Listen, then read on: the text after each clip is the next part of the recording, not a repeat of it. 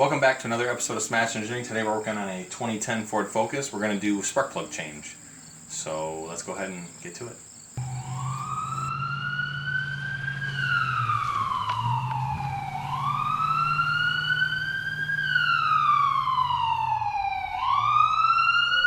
Smash Engineering. You need to know that I'm a rider. Tonight we gonna set the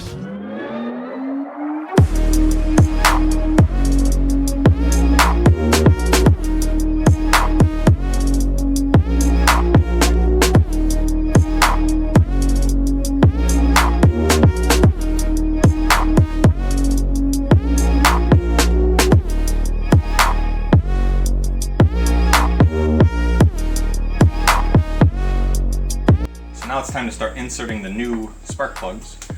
They should come pre-gapped, but I always like to double check them.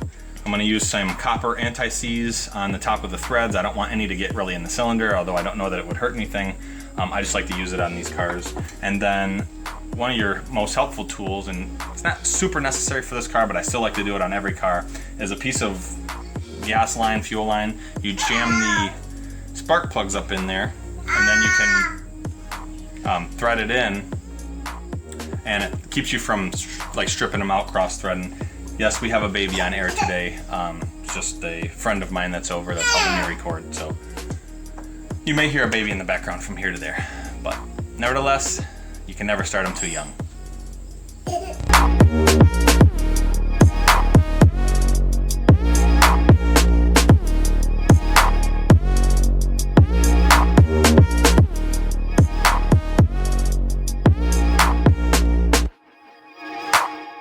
So if you or someone you know has a Ford Focus, I guess from 08 to 11, and you need spark plugs, that's literally how easy it is. Now, sometimes you'll have issues with the spark plugs not wanting to come out as easy.